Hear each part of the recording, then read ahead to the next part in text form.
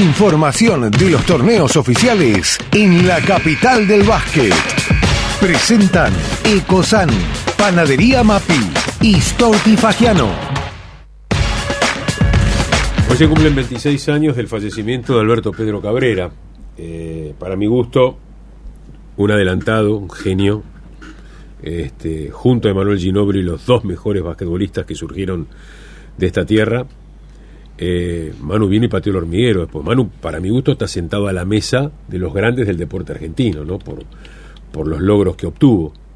4 anillos de la NBA, campeón olímpico, MVP de la final olímpica, campeón en Italia, campeón de la Euroliga, MVP de esa decisión, medalla de bronce en Beijing, en fin, que vamos a destacarlo, ¿no? Pero Cabrera fue, en la época dorada del básquetbol de Bahía, un adelantado en todo sentido. Él estaba varios pasos adelante de cualquiera. Pero además, en una época donde, estamos hablando de principios de la década del 60, donde no se conseguía absolutamente nada, donde no había televisación, no existía la televisión, de hecho. Acá vino en el año 65, por ahí, a Bahía Blanca, 66. Él tenía la oportunidad de ser convocado por las selecciones argentinas y por ejemplo, en 1970, junto a Tilio Fruet, fueron de refuerzo de la Asociación Buenos Aires. En esa época la Federación Capitalina estaba dividida en dos, Asociación Buenos Aires y Asociación Porteña. Hicieron una extensa gira por Europa y llevaron a ambos de refuerzo. Cabrera tuvo la posibilidad de jugar en el Real Madrid. De hecho, le pusieron un contrato arriba de la mesa. Dijo, no se me termina la licencia en el banco. Estaba en el banco Mutual del Sud en esa época, se llamaba. Donde está la clínica de ojos ahora, ahí al lado, en la misma cuadra de la municipalidad.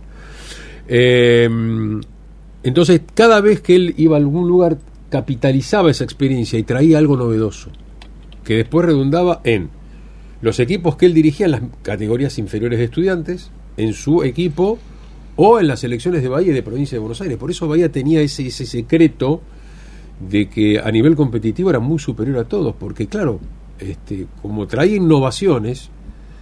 Fíjense que en esa época no existía Google, no existía la Internet, no existía absolutamente nada, no se veían los partidos, nada por el estilo. Pero él siempre traía algo distinto, algo diferente. Se fue muy joven, tenía 54 años, cuando una cruel enfermedad se lo llevó en muy poco tiempo. Pero, insisto, sin lugar a dudas fue una de los más grandes basquetbolistas que ha dado este país.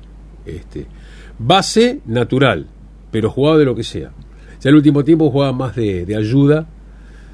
No trasladaba. En esa época era ayuda, claro, no escolta, porque además él luchaba contra un físico que no era para nada privilegiado.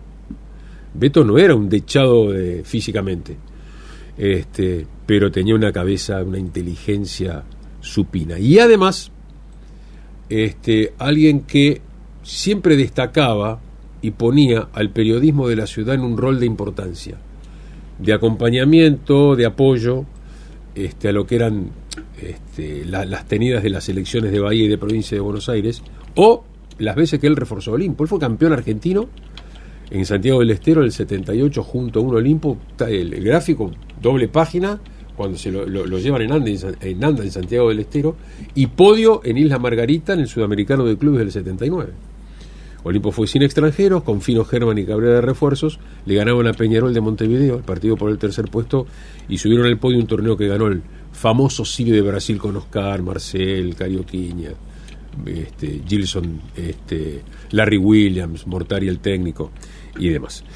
Él ponía siempre el rol de preponderancia y daba consejos muy sanos. Él siempre daba consejos muy sanos.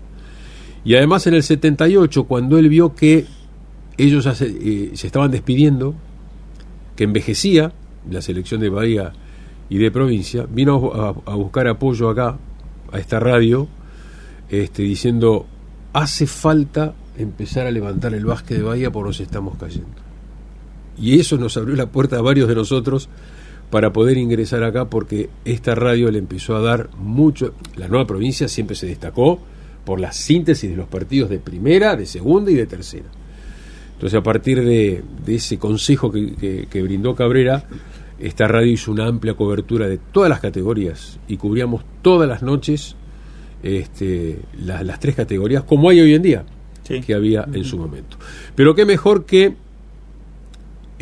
pongamos en él una pintura de alguien que lo ama todavía, que lo tiene reflejado en una oficina increíble que armó en su casa en Mar del Plata, porque aparece el mural de Cabrera por todos lados, que es Oscar Huevo Sánchez. Esto dice Huevo, esto siente Huevo, de Beto Cabrera a 26 años de su desaparición.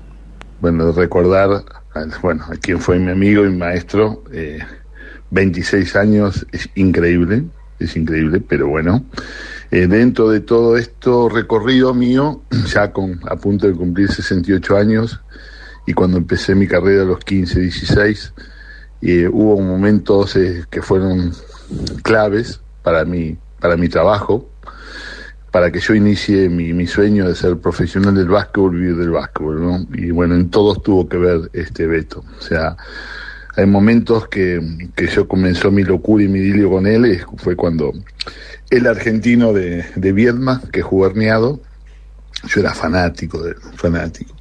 Jugó Herniado en el poste bajo, lo marcaba cada vez, ya ganamos y después se operó. Eso me sirvió de muletilla para muchas charlas técnicas. Digo, pibe, acordate que Cabrera jugó Herniado, cuando alguno tiene un resfrío o una gripe. Y bueno, fui a su casa, me regaló la camiseta que salió campeón, paralelo a eso falleció mi padre, y me dijo, y yo me pasé a Estudiantes, me dijo, pero tenés prohibida usarla hasta que yo te diga. Van a pensar que te pasaste porque Cabrera te dio la camiseta. De ahí en más, yo no podía dormir, una cosa de loco, quería correr como él, quería usar la 14, quería, todo quería hacer. Entonces, comenzó ese trabajo hasta que Beto, paralelo a eso, me dio la primera división, en el 75-76, en donde yo empecé a dirigir, y bueno, paradójicamente, en esos 11 años, que no fueron todos color de rosa, porque había que aguantarlo el mago. Un día me dijo, yo ya estaba loco, caliente, me dice, preocupate el día que no te diga nada. Me mató, viste que te miraba, y llegaba al club, después de trabajar en el Banco del Sur, y ir a jugar a la paleta, teníamos que estar todos haciendo tribuna. Llegaba él, parecía como que estábamos todos, ahí viene Beto, y correr. No.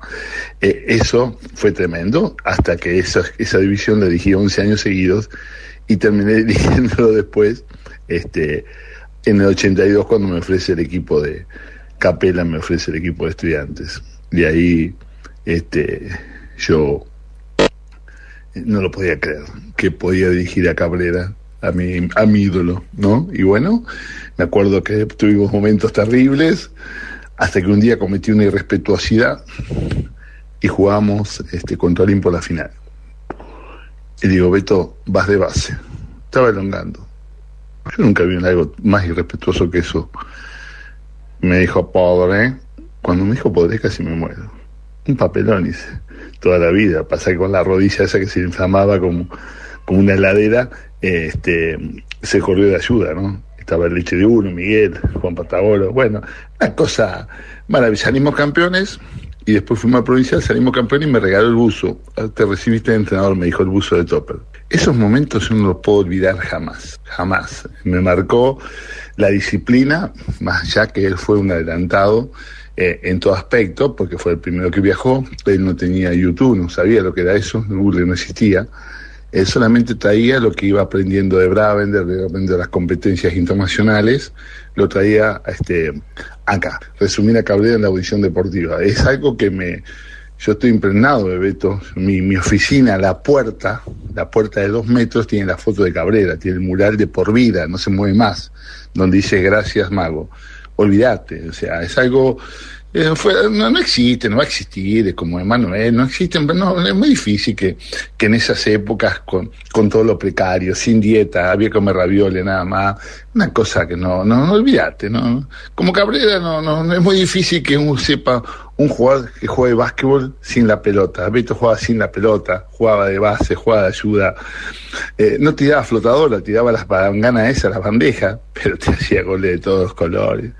un fuera de serie, un adelantado, que bueno, y con una personalidad avasallante, porque muchas veces es muy difícil ser tan técnico y tener personalidad a la vez. Generalmente el que tiene técnico no le gusta el roce, no tiene personalidad, el que tiene garra no tiene talento, viste como un monstruo, un fuera de serie, y bueno, yo, más allá que de estos pasaron ya 50 años, 52 años, hay cosas que no cambian, ¿no es cierto?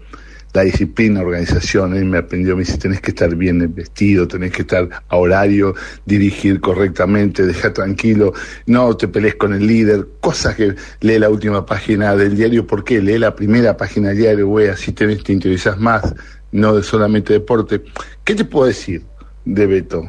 Nada, basta de emoción, así que un monstruo, lamento esto. No te pelees con el líder. Entre tantos consejos que daba. Bien vestido. Lee la página no solamente del diario de deporte. En el 74 se retiró de la selección argentina.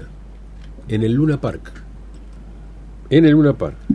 Cuando se retiró, Oscar Moglia, el ícono del básquetbol uruguayo, invitaron a la selección bahiense para que justamente Fred Cabrera y Delizazo sean rivales de quien fue una figura señera del básquetbol de Uruguay. Beto volvió después y en el 79 abanderado, capitán de la selección argentina, campeón sudamericano en nuestra ciudad. Realmente, insisto, un adelantado en todo sentido. Y una pena que tan joven se haya ido. Ahora, ¿cómo es la vida, no? Porque 8 meses antes, en Relieve, fue distinguido como el deportista del siglo pasado. El deportista del siglo. Lo disfrutó 7, 8 meses. Lamentablemente después su vida se apagó. Pero el recuerdo, imborrable. Fue y será una leyenda y un ícono del deporte de esta ciudad, sin lugar a dudas. Y reitero, junto a Manuel Ginóbili, para mi gusto, es una opinión muy personal, lo más grande que se haya visto en el básquetbol argentino. Dice, todavía hay muchos equipos que utilizan el flex como variante ofensiva, ¿no?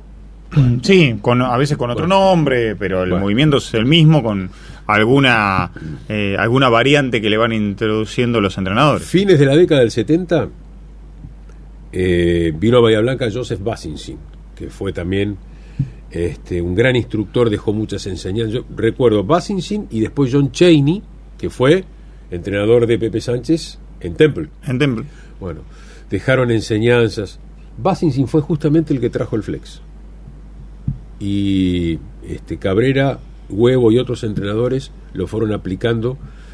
Por eso digo, a veces como Bahía sacaba provecho y se adelantaba por este tipo de cosas que pasaban en esta ciudad. Un sistema que obliga a mover a los 5 que están en cancha. Ahí está, exactamente. Allá mediados de la década del 70 aproximadamente. Bueno, el recuerdo imborrable y el beso al cielo para quien fue una de las grandes figuras de esta ciudad. Bueno, Guille, tenemos los cuadrangulares. ¿Qué le agarró a Pancho Hassen para ponerse los cortos ayer y... Falta de jugadores. Tenía un plantel muy reducido. Y se puso los cortos y jugó. Claro, lo que pasa es que en la barriada, en la zona cercana al EM, en el club, no se dejan de ilusionar. Qué bárbaro es el entrenador del equipo de primera división. Físicamente lo vi impecable. Está igual. Está impecable, por más que él siempre dice lo mismo. No tiro, no hago nada, solamente un poco de gimnasio. Juega mucho al pádel.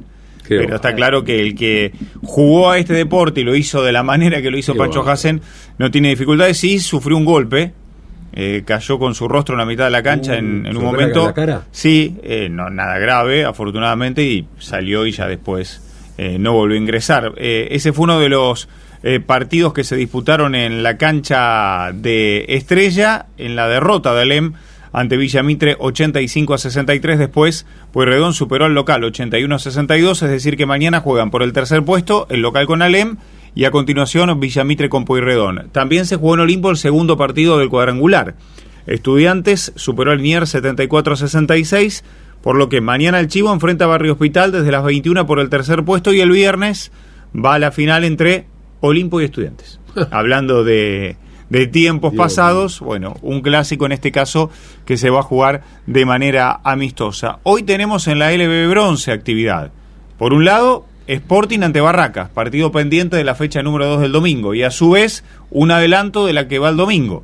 Casa y Pesca con Huitense es un partido programado de la fecha número 3. Y ya el viernes está comenzando la LB Plata, con 9 de julio San Lorenzo, Bahía Básquet Esportivo, La Falda Velocidad, Sport Argentino, Altense Ateneo y el Nacional ante Comercial. También mañana el arranque, Juan, del Provincial Femenino U17 en Chivilcoy, en el Estadio Grilón, con la salvedad de que Bahía va a debutar recién el viernes. Las chicas de Bahía, doble jornada, con Tres Arroyos a las 10 de la mañana, y a las 18 van a estar midiéndose con Mar del Plata. Presentaron la información del básquet Ecosan, Panadería Mapi y Storti Fagiano.